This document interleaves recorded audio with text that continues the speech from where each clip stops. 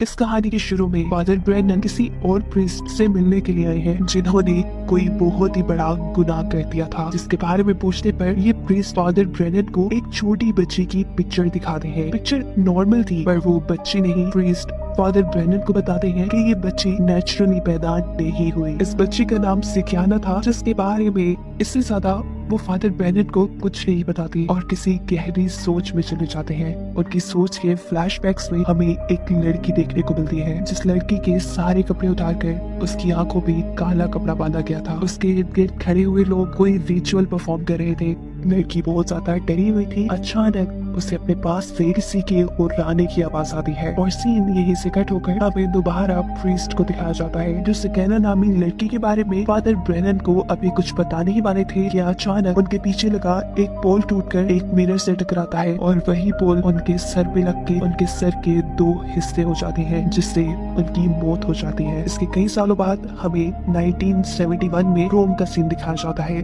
इस वक्त रोम के लोग सिविल राइट्स के लिए प्रोटेस्ट कर रहे थे और इसी टाइम में मार्गरेट नामी सिस्टर अमेरिका से रोम आती है, जहां उन्हें अपने नन बनने की ओथ्स लेनी थी। यानी सबके सामने प्रॉमिस करना था कि वो अब अपनी जिंदगी एक नन बनकर गुजारेंगी। मार्गरेट को लेने के लिए ऑर्फनेज के 2 प्रीस्ट आते हैं, जिनमें से एक का नाम कार्डिनल लॉरेंस था। वो अब रिटायर हो चुके थे, लेकिन फिर भी वो मार्गरेट को रिसीव करने पे ऐसा कुछ थे जैसे उनकी अपनी बेटी अमेरिका से वापस आई हो। अब वो ऑर्फनेज आ जाती है, जहाँ वो नोटिस करती है कि इस ऑर्फनेज में ज्यादातर लड़कियां ही रहती हैं। उसे यहाँ पर 2 सिस्टर्स से बुलवाया जाता है, जो उसे जब ऑर्फनेज का विजिट करवाते हुए उसके कमरे में ले जा रही होती है, तब उसे मिलती है एक कार्लिटा नाम की लड़की। ये लड़की दिखने में ही काफी अजीब थी, जैसे उसकी दिमागी हालत ठीक न हो। वो यहाँ पर बैठी हुई डरावनी स्केचेस बना रही थी, जिसमें से एक स्केच में मार्गरेट देखती है कि उसने एक लड़की का स्केच बनाया था जो बिस्तर पे लेटी हुई चिल्ला रही थी और उसके चारों तरफ नन्स खड़ी थी। हमें पता चलता है कि कार्लिटा वाकई पागल है,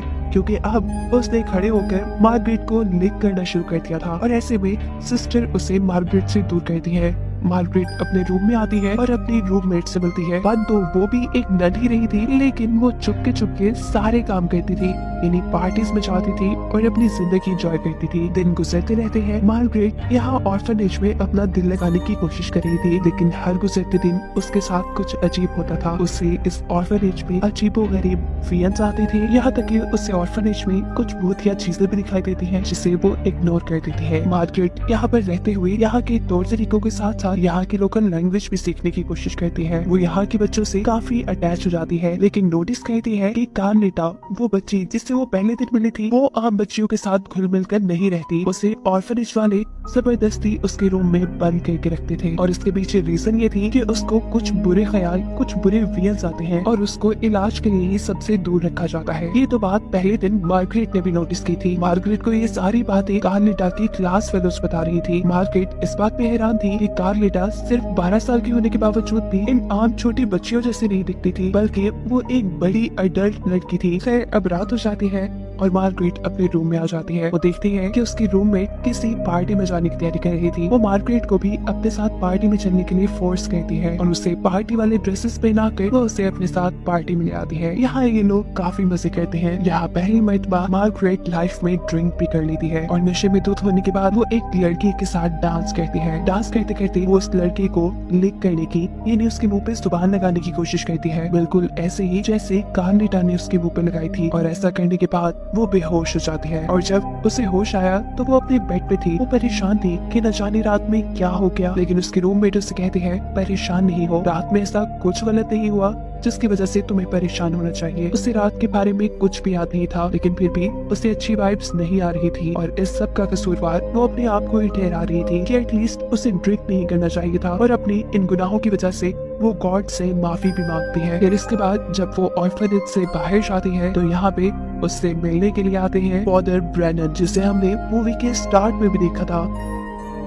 वो मार्गरेट से कहते हैं कि तुम्हें ऑर्फनेज में रहने वाले किसी भी इंसान पे भरोसा नहीं करना चाहिए और हाँ, याद रखो तुम कार्लिटा के पास तो बिल्कुल भी मत जाना। वो उससे ऑर्फनेज में किसी सिकियाना नामी लड़की के बारे में भी पूछते हैं। मार्गरेट को याद आता है कि सिकियाना नामी कोई लड़की ऑर्फनेज में तो नहीं रहती, लेकिन हाँ, अलबत्ता उसने कार्लिटा की ड्राइंग्स में सिकियाना नाम देखा था। फादर ब्रेनन अब उन्हें अपना एड्रेस भी देकर जाते हैं और कहते हैं कि मेरी बातें जरूर मानना, अगर कोई सवाल या मुश्किल आ जाए तो तुम मेरे पास आ सकती हो। उनकी बातों के उलट वो ऑर्फनेज में कार्लिटा के और करीब आने लग जाती है, क्योंकि उसे कार्लिटा पे तरस आने लगा था। उसने नोटिस किया था कि ऑर्फनेज की कोई नन, कोई भी लड़की कार्लिटा के साथ बात नहीं करती थी। वो हमेशा डरी सहमी और अकेली कमरे में बंद रहती थी। बातों ही बातों में कार्लिटा मार्गरेट को बताती है कि उसे अजीबोगरीब विजन्स आते हैं जिनसे वो डर जाती है। मार्गरेट उसे रिलैक्स करने के लिए कहती है, ये तो कोई बड़ी बात नहीं, मुझे भी बचपन में बहुत ही डरावने विजन्स आते थे, फिर वक्त के साथ वो खत्म हो गए, ये नॉर्मल होता है। मार्गरेट की इन बातों से कार्लिटा को भी हौसला मिलता है। अभी वो यही बातें कर रहे थे कि अचानक उन्हें ऑर्फनेज में किसी के चिल्लाने की आवाज आती है। मार्गरेट जब वहाँ जाकर देखती है तो कोई लड़की बच्चे को बर्थ दे रही थी, लेकिन मार्गरेट को ऐसा नजर आ रहा था कि जैसे उसके पेट में से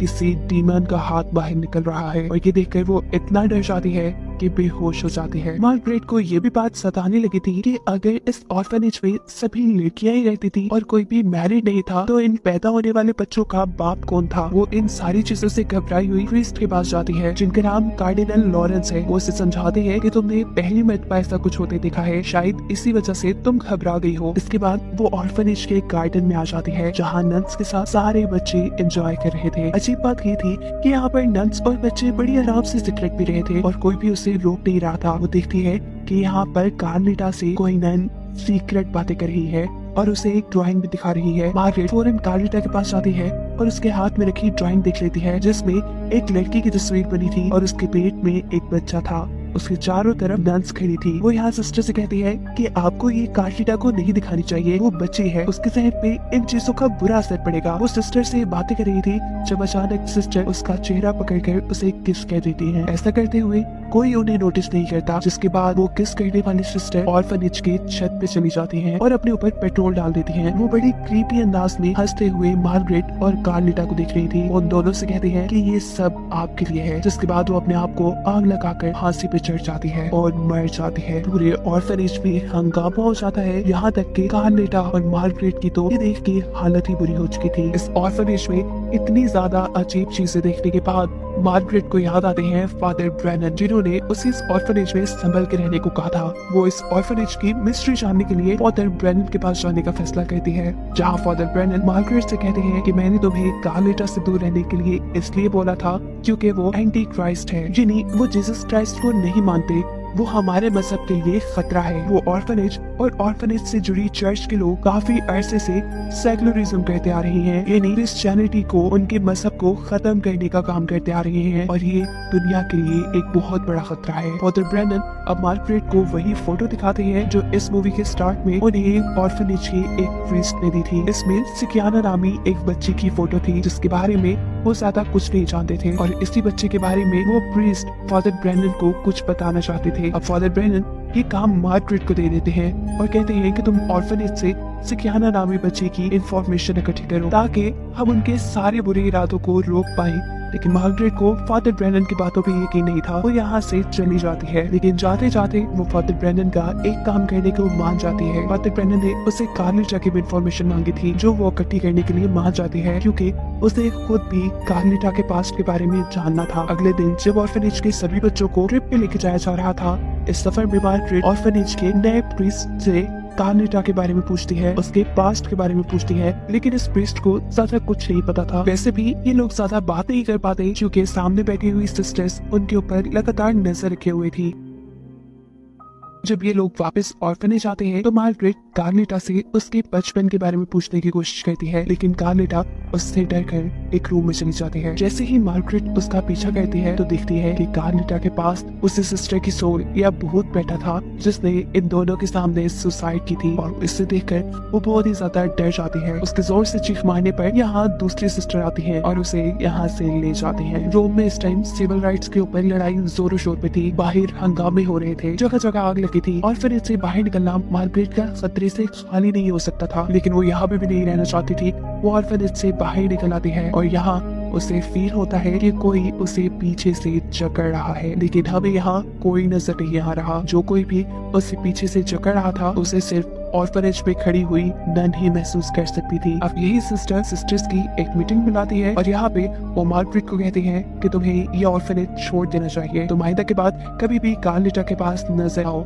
साथ ही तुम्हें नन बनने के ऑड्स लेने की भी जरूरत नहीं है, क्योंकि तुम मेंटली अनफिट हो। ये सारी बातें सुनने के बाद मार्गरेट सिस्टर के ऊपर ही गुस्सा करने लग जाती है कि आप मेरे साथ नहीं बल्कि कार्लिटा के साथ ज्यादती कर रही हैं। उस समय अब वो दोबारा ऑर्फनेज से बाहर निकल आती है और बाहर आने पे उसे वही लड़का दिखता है जिसके साथ उसने क्लब में डांस किया था। मार्गरेट नोटिस करती है कि ये लड़का मार्गरेट से बुरी तरह डर रहा था, इसलिए वो उस लड़के के पास आती है और उससे पूछती है, बताओ मुझे उस रात क्या हुआ था, क्या मैंने तुम्हारे साथ कुछ बुरा किया? जिस पर ये लड़का उसे कोई जवाब नहीं देता और कहता है, look for the devil mark. ये कहते ही अचानक उस लड़के का एक्सीडेंट हो जाता है और वो यही मारा जाता है। मार्गरेट जो उसे बचाने की कोशिश में लगी थी, उसके हाथ इस लड़के की आधी बॉडी ही लगती है। वो दरमियान से आधा कट चुका था और ये सीन देखकर यहाँ खड़े हुए आसपास के लोग भी डर जाते हैं। मार्गरेट अब इन सब चीजों से तंग आकर चर्च में जाती है और गॉड से अपने गुनाहों की माफी मांगने लगते हैं। हम देखते हैं कि मार्गरेट की रूम में जो कि यहाँ पर नन के लिए ओथ लेने आई थी, आज वो फाइनली नन बनने के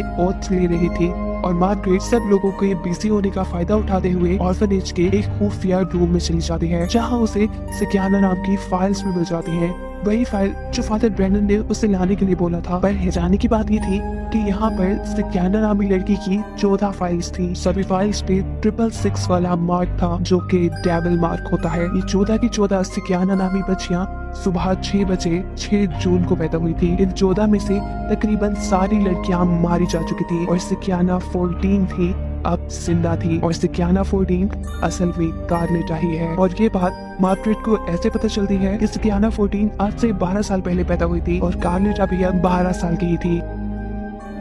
मार्गरेट अब ये बात समझ चुकी थी कि क्यों कार्लिटा बाकी बच्चों से इतनी अडल्ट दिखती है, क्योंकि वो डेविल की बेटी है। फाइल के अंदर साफ साफ लिखा था कि सिकियाना 14 को यानी कार्लिटा को बाकी बच्चों से दूर रखना होगा, इसीलिए तो ऑर्फनेज वाले उसे कमरे में बांध के रखते थे। बहुत सी बातें तो मार्गरेट समझ पाई थी, लेकिन बहुत से सवाल अभी भी उसके दिमाग में थे। वो यहाँ से सारी फाइल्स उठाती है, कार्लिटा को लेती है और यहाँ से भागने की कोशिश में लग जाती है, लेकिन नन्स की नजर उनके ऊपर पड़ जाती है। यहाँ नन्स उन्हें पकड़ लेती है। वो जब इन दोनों को एक दूसरे से छुड़वा रही थी, उस टाइम कार्लिटा चिल्ला रही थी और इस टाइम में मार्गरेट को उसके मुंह के अंदर 666 वाला मार्क नजर आ जाता है, जिससे उसे ये बात कंफर्म हो जाती है कि कार्लिटा ही सिकियाना 14 है और वही डेविल की बेटी है। मार्गरेट को भी अलहदा रूम में कैद कर दिया गया था। मार्गरेट को इस कैद में ही नींद आ जाती है और ख्वाब में उसे एक बहुत ही खौफनाक लड़की नजर आती है। कि वो उठ गई और हैरानी वाली बात ये थी कि खून में लथपथ वही लड़की जो उसके ख्वाब में थी, वो अब उसके सामने खड़ी हुई उसे डरा रही थी। मार्गरेट जोर से चिल्लाती है।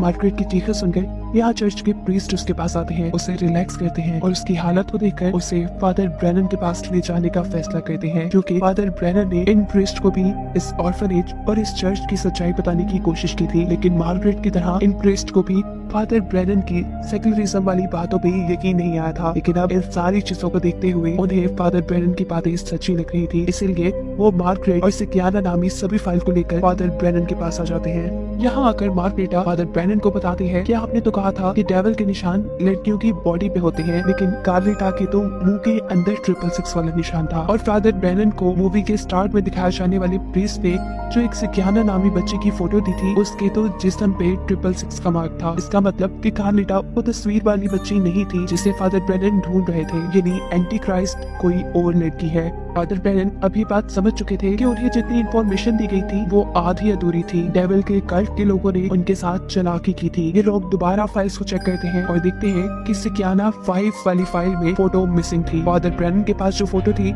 वो इस फाइल में पूरी आ जाती है और इससे फादर ब्रेनन ये पता चलाते हैं कि सिकियाना 14 यानी कार्लिटा के अलावा एक और सिकियाना भी है जो एंटी क्राइस्ट है और वो आज तक जिंदा है। उसकी डेट ऑफ बर्थ देखने पे इन्हें पता चलता है कि यही डेट ऑफ बर्थ तो मार्गरेट की भी है, यानी मार्गरेट ही असल में एंटी क्राइस्ट थी। ये बात जानते ही मार्गरेट को शौक लगता है, उसकी हालत अजीब सी हो जाती है और उसे पार्टी वाली रात के बारे में भी सब याद आ जाता है। उसे याद आता है कि वो क्लब में गई थी, उसने ड्रिंक किया और ये सब उसने खुद नहीं किया, उससे असल में करवाया गया उस ऑर्फनेज की नन्स ने मिलकर। जिसके बाद ऑर्फनेज की नन्स उसे बेहोश करके किसी अनजान जगह ले आई और उसके साथ भी वैसा ही रिचुअल किया जैसा रिचुअल कहानी के शुरू में दिखाई जाने वाली एक लड़की के साथ किया गया था।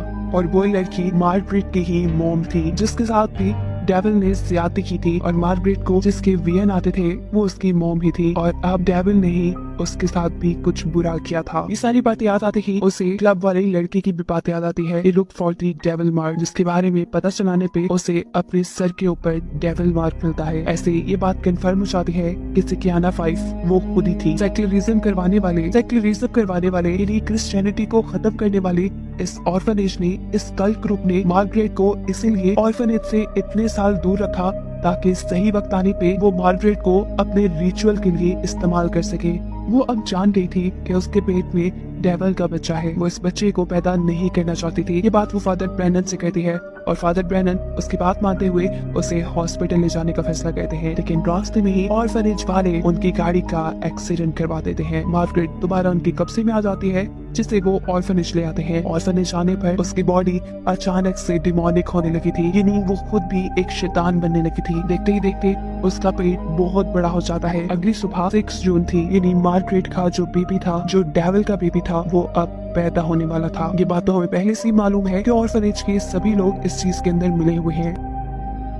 यहाँ आकर हमें एहसास होता है कि आखिर कार्डिनल लॉरेंस, जो कि इस कल्ट ग्रुप के लीडर थे, वो क्यों आखिर मार्गरेट के वापस आने पे इतना खुश थे, क्योंकि उन्हें एक एंटी क्राइस्ट चाहिए था, एक शैतान का बेटा जो क्रिश्चियनिटी में जीसस क्राइस्ट की जगह लेता। वो क्रिश्चियनिटी को खत्म कर रहे थे और एंटी क्राइस्ट अभी पैदा होता जब डेविल की अपनी ही बेटी डेविल के बच्चों को पैदा करती, और एंटी क्राइस्ट एक लड़का होना था। इस काम के लिए इन्होंने जैकल नामी एक शैतान को दुनिया में बुलाया। वो पहले मार्गरेट की मोम के करीब आया, फिर मार्गरेट पैदा हुई, जिसके 21 साल बाद वो दोबारा मार्गरेट के करीब आया, और अब मार्गरेट के पास इसके नतीजे में एक लड़का और एक लड़की पैदा हुए थे। जो लड़का था वही एंटी क्राइस्ट था, और ये बात मार्गरेट जान गई थी। मार्गरेट, जिसका दिल अभी भी एक डिमोनिक नहीं था, शैतान नहीं था, वो एंटी क्राइस्ट को जन्म देना नहीं चाहती थी, वो इसे जिंदा भी रखना नहीं चाहती थी। वो यही डॉक्टर का एक ब्लेड लेकर पहले यहाँ कार्डिनल लॉरेंस को मार देती है, जो इस कल्ट ग्रुप के लीडर थे, और फिर अपने ही बेटे को मारने की कोशिश करती है, लेकिन सिस्टर उसे लेकर यहाँ से भाग जाती है। गार्लिटा भी बिल्कुल मार्गरेट की तरह डेविल की ही बेटी थी, और उसे भी एंटी क्राइस्ट पैदा करने के लिए ये ऑर्फनेज वाले पाल रहे थे। आखिर इस ऑर्फनेज वालों का ये सारे उल्टे काम करने का मकसद क्या है? इनका मानना है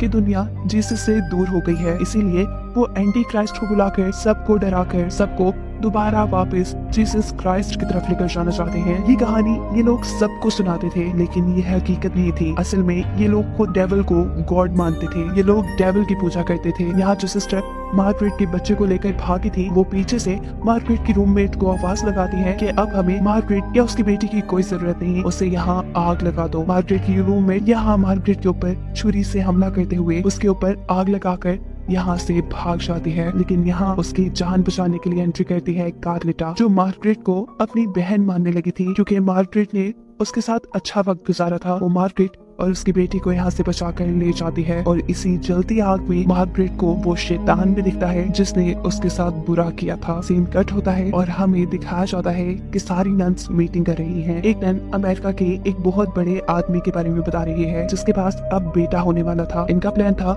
कि वो उसके बेटे को किडनैप करके उनको अपना ये एंटी क्राइस्ट दे देंगी, यानी मार्गरेट का बेटा, जिससे एंटी क्राइस्ट यानी मार्गरेट का बेटा एक अच्छी फैमिली में परवरिश करेगा। प्लान के मुताबिक ये लोग उस अमीर आदमी को एंटी क्राइस्ट यानी मार्गरेट का बेटा दे देते हैं, जो कुछ टाइम गुजरने के बाद बड़ा हो जाता है। सीन कट होकर दूसरी तरफ हमें मार्गरेट, कार्लिटा और मार्गरेट की बेटी को दिखाया जाता है, जो बर्फीली जगह पे सब लोगों से दूर, उनसे छुपकर जिंदगी गुजार रहे हैं। ये लोग एक हैप्पी फैमिली की तरह रह रहे थे कि आज उनके पास फादर ब्रैनन आते हैं। मार्गरेट उनके ऊपर गन तान की खड़ी हो जाती है और उनसे कहती है कि प्लीज आप यहाँ से चले जाएं। फादर कहते हैं ठीक है, मैं चला जाऊंगा, मैं तुम्हें डिस्टर्ब करने नहीं आया, बस मैं तुम्हें ये बताने आया हूँ कि वो ऑर्फनेज वाले ये बात जानते हैं कि तुम लोग जिंदा हो, ऐसे तुम्हारी जानों को खतरा हो सकता है, और हाँ दूसरी बात, तुम्हारा बेटा भी आज तक जिंदा है। ये बताने के बाद फादर ब्रैनन यहाँ से चले जाते हैं और ये कहानी यहीं खत्म हो जाती है।